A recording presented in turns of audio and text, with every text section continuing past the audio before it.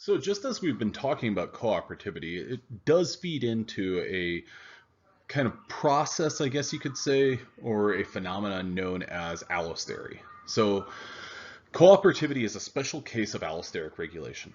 An allosteric protein can be summarized by the binding of a ligand to one site affects the binding properties of a different site on the same protein.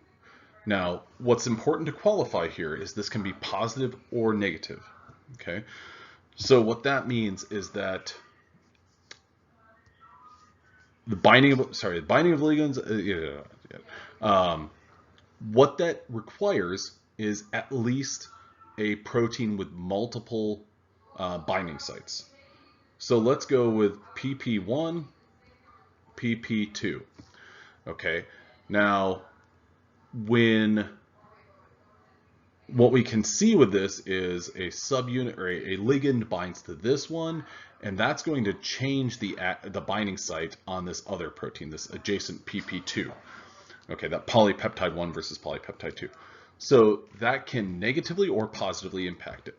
Now, homotropic and heterotropic are important terms to describe the relationship between a protein and a ligand. Now, a homotropic interaction, the normal ligand of a protein is an allosteric regulator. Opposite of that is a heterotropic interaction in which a different ligand affects the binding of a normal ligand. Okay, so homotropic interaction is what very well describes hemoglobin, and I'm just going to write it as Hb plus O2, because O2 is the normal ligand of hemoglobin, and it is an allosteric regulator. So what it means is basically that when O2 binds to hemoglobin, it increases hemoglobin's affinity for O2.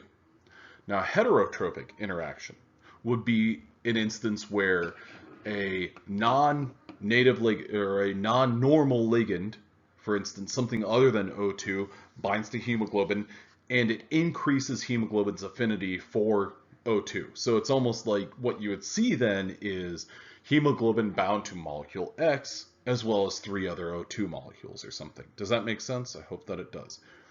Now, cooperativity is an example of positive homotropic regulation.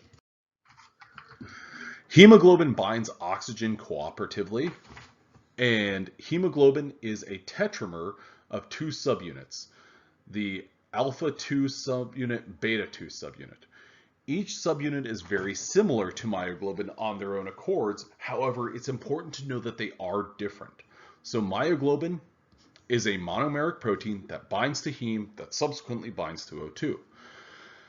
Each subunit of hemoglobin, here we have the example of the beta subunit of hemoglobin that binds to O2, it binds to it binds to heme and subsequently binds to O2. Now, these subunits of hemoglobin, this tetrameric protein, which our different subunits are alpha 1, alpha 2, beta 1, beta 2, these 4 different subunits interact with one another. Okay, so they have to interact with one another if they are a cooperative and a positively cooperative protein. So the interactions, let's talk about these a little bit more in detail. So here is, and this is an important thing to know about this protein, lysine C5. You might look at that and say, what the heck is that? Histidine HC3. What the heck is that? Aspartate FG1. What the heck is that? Okay, so what these relate to, histidine C5, for instance, lysine C5, that is a lysine residue in the alpha helix known as C. So hemoglobin is made up of a ton of different alpha helices, and all of these different alpha helices are found or are labeled. So I think it's A through H. I believe it's A through H. So the first alpha helix on, or the most N-terminal alpha helix on hemoglobin is the A alpha helix. The last one would be the H alpha helix. This lysine is the 5th residue in the C alpha helix. Some of these other ones, for instance, HC3 and FG1, that gives a little bit of an influence, or gives a little bit of an idea where that residue is with respect to this different nomenclature. So that HC3 is close to both the H alpha helix and the C alpha helix. But the important part about this is to show the interactions between different residues on different subunits. So an alpha subunit has lysine C5 that establishes a hydrogen bond with a histidine on a beta subunit, which that histidine is also going to establish a hydrogen bond with an aspartic acid, or actually that would be an ionic interaction. It's going to establish an interaction between itself and aspartic acid on another part of itself. Okay, so we have both interactions between separate polypeptides and within the same polypeptide. Now, what this kind of looks like can be displayed here. Here we've got our 4 different subunits, beta 1, beta 2, alpha 1, alpha 2. Okay, so we have a couple of different interactions. Histidine and aspartic acid, ionic interaction within the beta 1 subunit. The C termini of the beta 1 subunit establishes an interaction, an ionic interaction, with a lysine residue on the alpha 2 subunit. The N termini and the C termini of the alpha 1 and alpha 2 subunits respectively interact, and likewise the N termini and C termini of the alpha 1 and alpha 2 subunits interact with one another. Arginine, so to put it bluntly, you have lots of ionic interactions that connect all of these different residues with one another. Now, that's an important thing to recognize because it gives you a little bit of an insight into how these different residues interact with one another and how this protein is ultimately held together. So we've got lots of ionic interactions right there.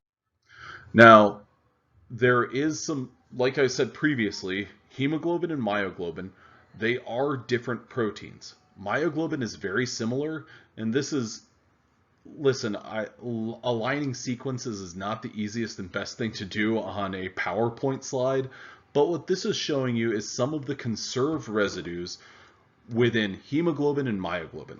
Okay, what I want to point out is this right here. This has identified, so we've got our N termini of myoglobin. I believe that would be it. Okay, so this is our very N termini. This is the C that goes on. So this kind of continues on from there to here. Okay, so this is our N terminal residue. This is our C terminal residue. Okay, now histidine F8. So that's the 8th residue in the F alpha helix of histidine. Now that is a conserved residue, whether we're talking about hemoglobin alpha or hemoglobin beta. So the beta subunit or alpha subunit, that is a conserved residue. There are a number of other conserved residues that are necessary for these interactions to take place between these proteins. So the sequence similarity is fairly high, but then if you look, heck, from here to here, I mean, you've got a glycine and an alanine and a glutamic acid. Those are pretty significantly different residues, but there's some but there are other key critical residues for interactions between all our different proteins. Now, hemoglobin as an allosteric protein has 2 different states. These states are the R state and the T state. The T state is known as the tense state. That T state, that tense form of the protein, the way that I've always thought about it is it's very rigid. It has a very low affinity for O2. It's very rigid, but it's very stable. So it's almost like something that it doesn't really want to interact with anything else. It's found its place in life, and I don't need to change. I'm fine. I don't want to bind to O2. I'm stable. I'm happy here. The R state, on the other hand, well, it's a little bit more flexible. It's more dynamic. That R relaxed state is more flexible and has a higher affinity for O2. Now, O2 binding triggers a T to R state conformational change. So just like what we were talking about previously, the low affinity form of this protein has a very low affinity for O2, but once you actually like get over that hump, once you get over that barrier, then all of a sudden the protein undergoes a little bit of a change, and now it wants to bind O2. So conformational change from the T state to the R state involves breaking of ionic pairs between the alpha 1 and beta 2 interface. So that model that we were looking at previously with our alpha 1 and alpha 2 interactions, all those ionic pairs that were established, it takes breaking those in order to transition to the R state of the protein. Now, one thing that I'd like you to recognize is here is our T state of the protein. I'm going to put a frowny face on oxygen. In our R state, I'm going to put a smiley face on oxygen. What I'd like you to appreciate about this protein is this central cavity right here. Now that central cavity is going to have an impact in just a little while when we talk about, well, in the next video when we talk about what can basically fit in there. That central cavity, that's simply not present in the R state of the protein, but it's definitely there in the T state of the protein. I hope this is helpful. We'll continue on in